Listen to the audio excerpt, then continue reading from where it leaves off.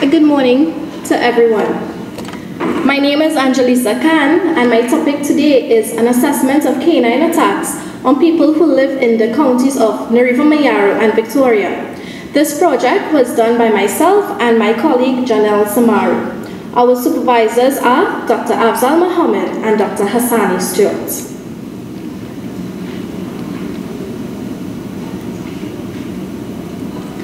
According to Polsky, aggressive behavior by dogs is influenced by a number of factors, such as dominance, territoriality, learning principles, submissive behavior, pack mentality, rank order, different kinds of aggression, genetic influence on behavioral traits, and critical periods. So let us reflect a little, shall we? According to the Trinidad Express newspapers, could you remember the 10-year-old girl who was mauled by a Rottweiler? She had to be pried away from this Rottweiler by her 72-year-old grandmother. She suffered 34 stitches to her right arm. This little girl has to live with this horrific experience for the rest of her life. Do you think you could live with that? The purpose of the study was to determine certain biological and social factors that are associated with dog attacks on people from the counties of Nareva Mayaro and Victoria. Yes, I know this little girl wasn't from these two counties, but you mostly hear about these well-populated and northern parts of Trinidad. Let us focus a little on the southern parts of Trinidad.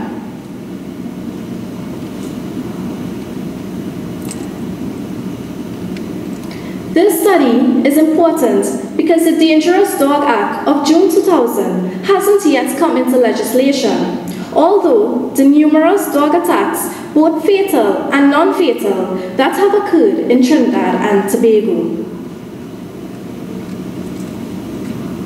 The objectives of this project were the perceived breed or breeds of dog or dogs with the highest incidence of human attack, the age group of people that sustained the most attacks, the circumstances that occurred prior to the attack, and the frequency of reported attacks, and the number of attacks that required medical attention. This map just illustrates the counties that we chose. As you can see, highlighted in green are the Nareva Mayaro County and Victoria. A questionnaire was designed to elicit responses from people who lived in these counties. The questions were asked pertaining to the breed or breed of dogs during the attack, the age group of people attacked, the circumstances that occurred prior to the attack, the number of reported attacks, and the number of attacks that required medical attention. These questionnaires were given randomly to people in these two counties. This table just shows the locations of distributed questionnaires. In Nareva Mayaro, we chose 5 areas, as well in Victoria, we also chose 5 areas. We thought that these areas had the most traffic of people in and out, so we had a better idea of these attacks, and they were given randomly.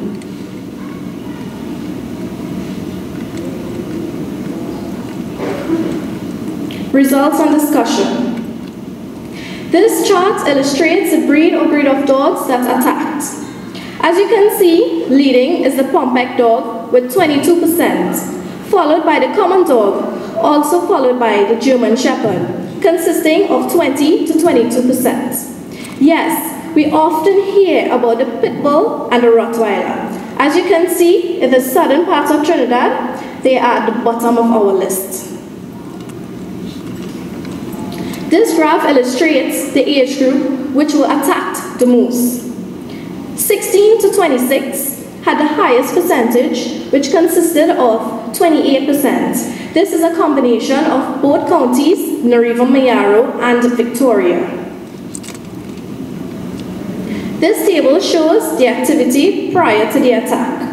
As you can see, walking had the highest incidence with 34%, followed by playing with the dog with 19%, followed by running with 17%. This chart illustrates the victims who reported the attacks.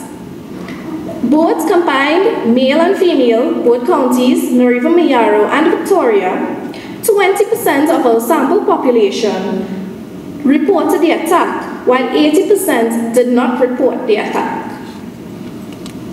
This graph illustrates those who sought medical attention.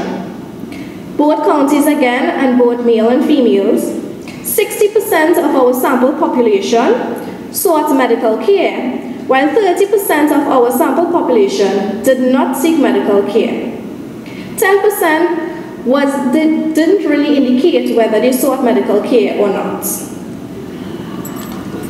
The Pompek, German Shepherd, and common dog attacks breed had similar incidences of dog attacks, consisting of 20 to 22%.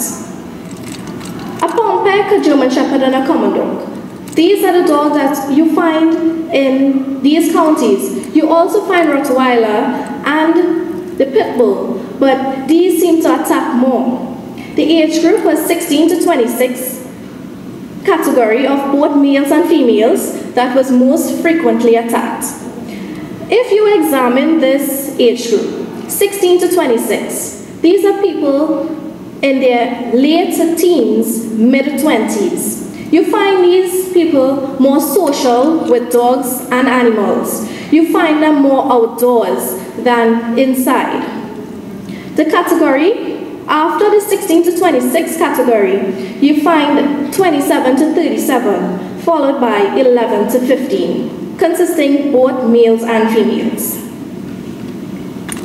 Walking, followed by playing with the dog, and running seem to trigger the attacks. If you look at the age group again, 16 to 26, outdoors, they walk more, they run more, and they are more social with dogs. So you find this age group, together with the activity prior to the attack, had the highest incidence. 80% of the sample population did not report the attack, whereas 60% of the sample population sought medical care. 80% did not report the attack. Maybe in these two counties, these persons who did not report knew someone before who had a dog attack and reported, but no assistance was given or nothing was being done about the attack. So I guess maybe the 80% didn't really see it fit to report the attack.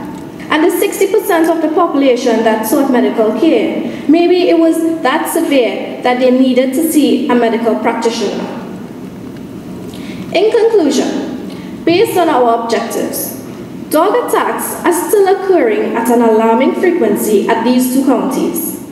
Although attacks seem to target people in their late teens or early 20s, attacks are still occurring at most age groups. Attacks seem to occur when pedestrians are walking, running, or a dog playing. Only some persons reported the attack and some sought medical care. After our survey was done, we recommend that education to dog owners and pedestrians, education to smaller children when they are around dogs, revision of the Dangerous Dogs Act of 2000. In this act, it states 3 breeds of dogs: the Pit Bull Terrier, the Fila Brasileiro, and the Japanese Tosa. In Trinidad, you mostly find the Pit Bull Terrier. You hardly find, we don't know if there are breeds of the Japanese Tosa or the Fila Brasileiro. So how could this act be breed specific? Any dog can be considered a dangerous dog.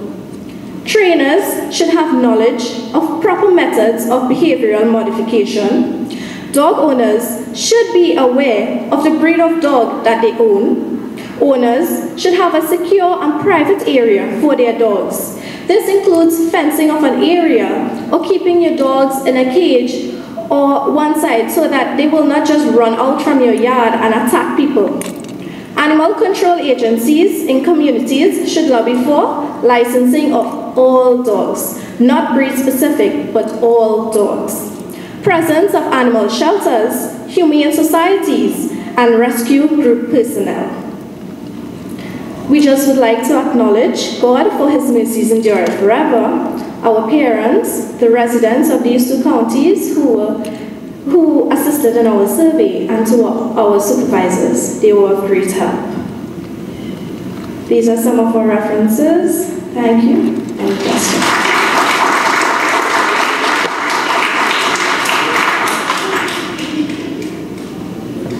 Thank you, Angelisa.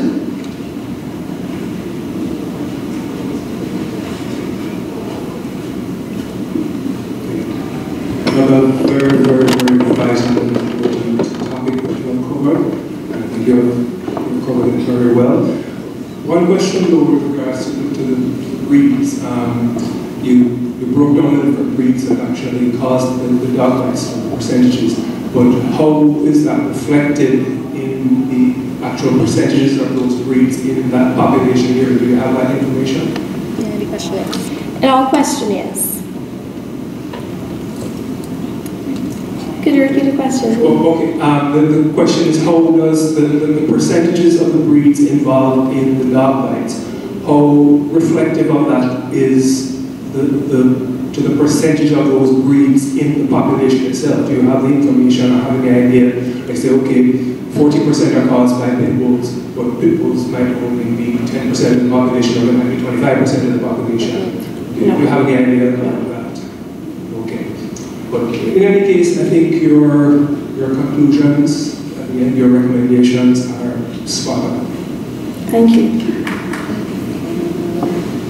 To the presenter, I want to recommend to you something. Seek a future in social medicine or public health epidemiology. You will have something to offer your country. Thank you.